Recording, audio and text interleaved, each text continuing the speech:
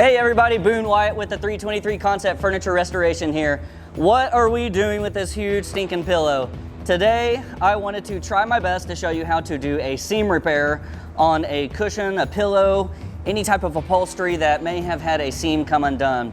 Now, there are a lot of different ways that could have happened. I'm gonna show you one of the most common that I see and how to fix it. So without further ado, let's jump right in. Thanks. All right. So I didn't already have a pillow where the seam had come undone. So I'm gonna take what is called a seam ripper, and I'm gonna go ahead and separate a seam. A lot of the times you'll see on these seams right here that a seam might come undone in your home for one reason or another. Maybe it just wasn't strong enough. Maybe the kids or the pets, dogs got a hold of it.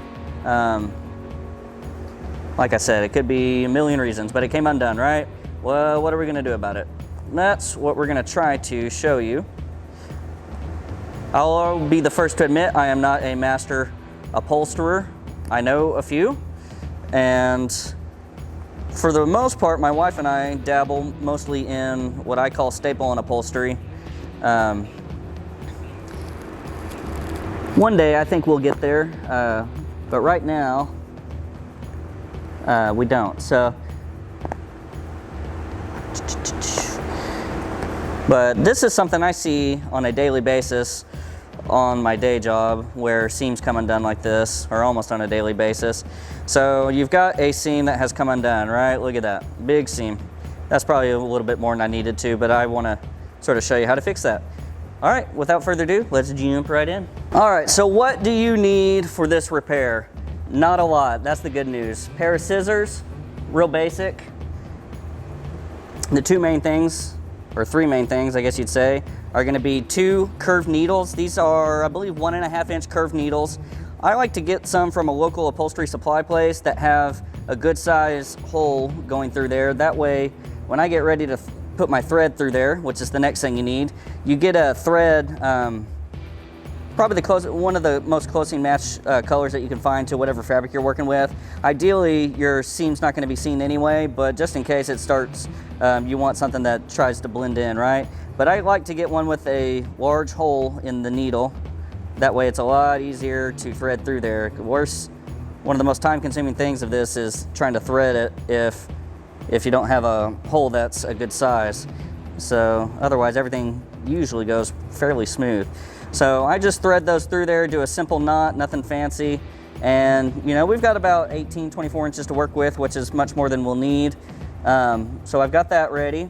Next, I'm just gonna sort of go through here. I'm gonna trim back any of these loose threads that are sort of in our way. Now this is a different type of seam than what I had planned. This one's got a little bit of a decorative top stitch right here. I'm not gonna quite worry about the top stitch right now. I can address that in a different video. The main thing I wanted to show you is how to reconnect these two seams right here. And that, in my experience, is called a double blind stitch seam repair.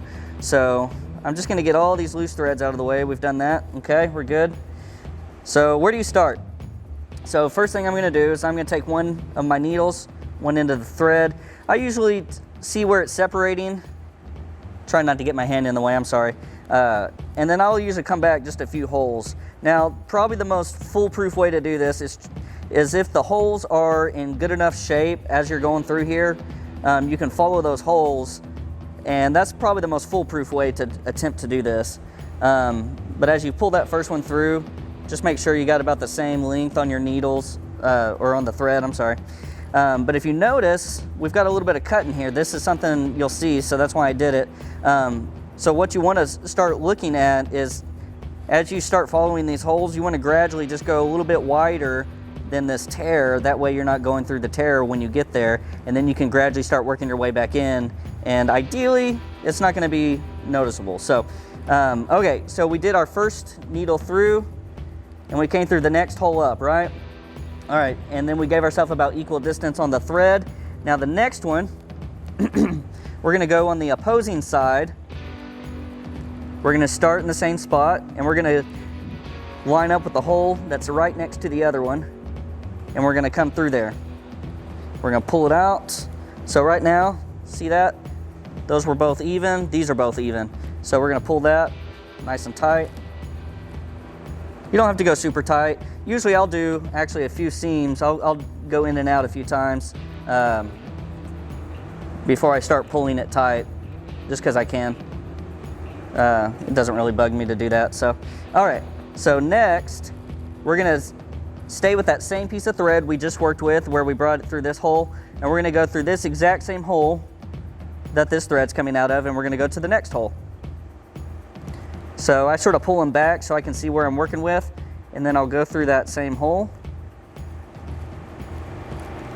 and I'll come back up through that next hole, and we'll pull our thread through, and we just keep repeating that process from here on out. That is, so like I said, we'll take this thread that's coming out, we'll go through that same exact hole, and from here until you get to the very end, you've got that same process all the way through. And like I said, we're gonna pay attention to when we start getting close to this tear. We're gonna start working our way just a little ways out. So instead of going in that next hole, you see it right here? We probably can't see it on the camera, but instead of going through that same exact hole, I'm gonna come out just a hair, and then we're gonna gradually start working our way around that. So, like I said, we just keep repeating that process.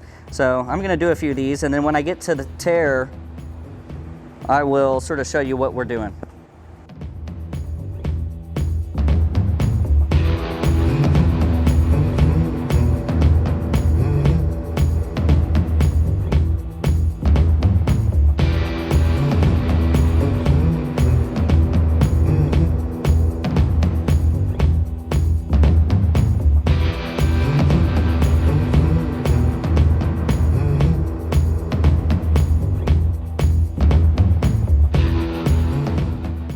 All right, something I'll add is if you need help trying to figure out where that next hole is, or if you want to line up perfectly, I'll bring that over, and that'll sort of help me see where it's going to be at.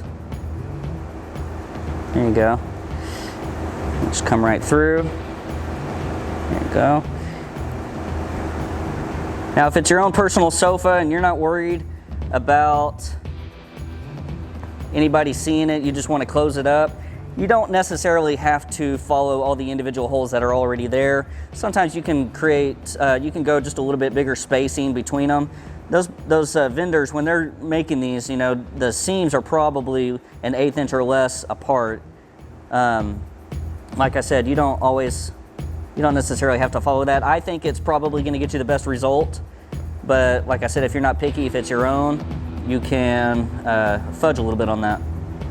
And see here, I'm to the cut, and I've started working my way out a little bit around that. I wanted to give myself some space to work around that.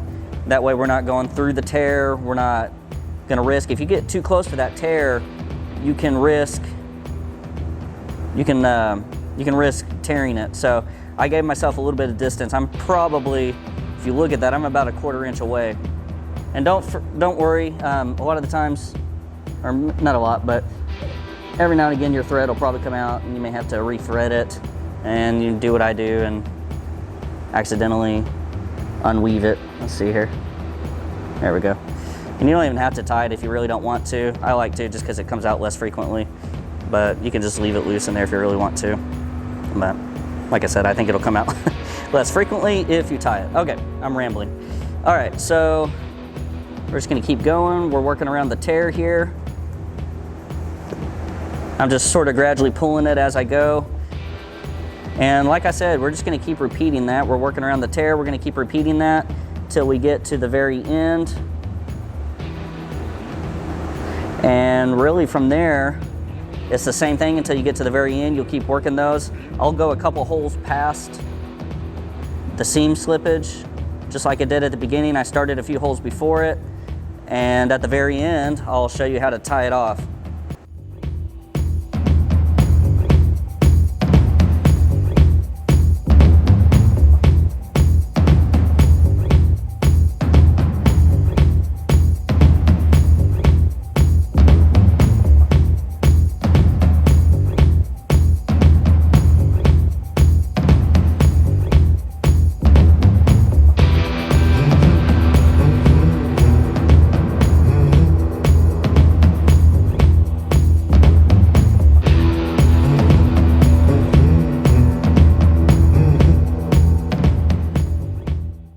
All right, so we are past the tear. I gradually started working my way back in. You don't want to keep that real wide seam. You want to start working your way back in gradually towards where the two seams originally were. And we're getting real close to the end here. Something I wanted to add, and I'll probably do a separate video for this, but a lot of the times you'll have what they call a welt cord, which is like a hard rubber round cord wrapped in fabric that is separating these seams. To be honest, it's pretty much the same exact process, except you're going through the welt cord as well. But I'll do a separate video on that if y'all want me to, and I can sort of show that process in a separate video. And I'll actually do a separate video and I'll show you how to add this top stitch back in as well.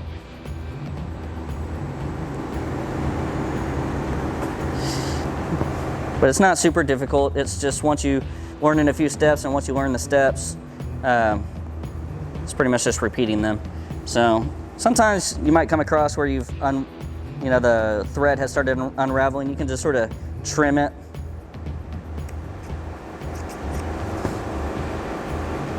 Sometimes it's easier to just trim it than fighting with it.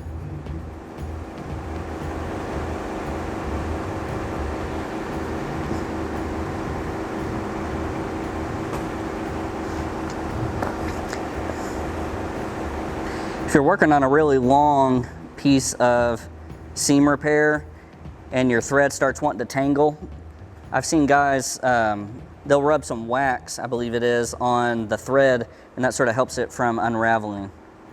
Or not unraveling, it'll help it from tangling. I'll say that.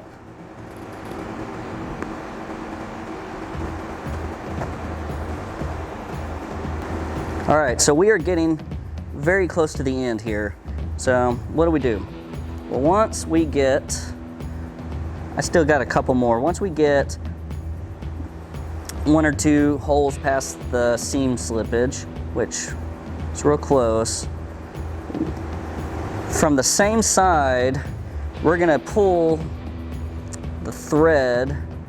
Let's just show you right here. So say you're a few holes past it. I'm gonna come through the same hole. Instead of going to this opposite side like I normally would and come out here and then repeating that, I'm gonna come through the same hole and up through the same hole that I came through on this thread. And what we're gonna do, now that we're out of the same hole, we're gonna do a double knot. So, nothing fancy about a double knot. 1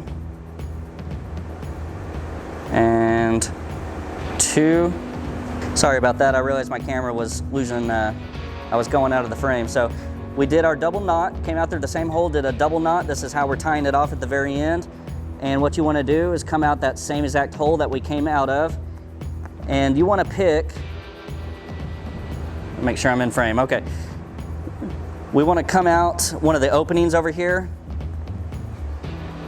and what's gonna happen is when we start pulling, that double knot is gonna come through the fabric. You'll hear a little bit of a pop. If you're real quiet, you can hear that. And then we're gonna do the same thing with the other one. We're gonna come through that same exact hole. We're gonna come up the same hole that we did on this thread. And when you pull, you'll be able to hear that pop. You probably can't hear it on video, but you'll hear it when you work on it. And that is how you do it. You can actually do that double knot and come out again if you really wanna be safe. So just to repeat, we'll do a double knot. And come out a seam. You might have heard that one, that was sort of loud. Gives a little popping noise when that double knot passes through the fabric. Same thing on this one. See that? There you go. All right, and at the very end, you just take your scissors and trim those back, and voila, you're done. Perfect. Let me give y'all a close-up to show you how that looks.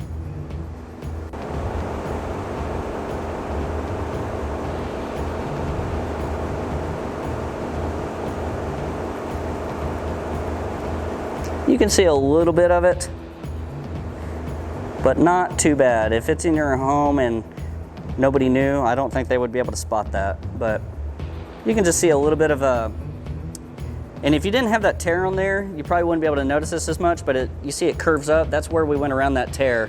If that wasn't there to begin with, and if you're just doing a straight seam, I think you'd be a lot better off. Something you can do to minimize the curve is you can start further out. You know, you could start way over here to the left and then just sort of gradually start going out, just much more minimally. I did it a little bit drastic going around that curve, so that's why you see that a little bit more, just to sort of show you what that's like and how you can prevent that. All right, everybody, that concludes our video for today. That is how I go about stitching around a seam slippage on a cushion. And check out for future videos. We'll do a couple different variations of this. We'll show you how to do one with cording. We might show you how to do one with a top stitch. I was gonna do the top stitch on this one, but since it's really hard to see on this one, so I want to do one that's got more of like a decorative top stitch, and you can see it to show you how that process works.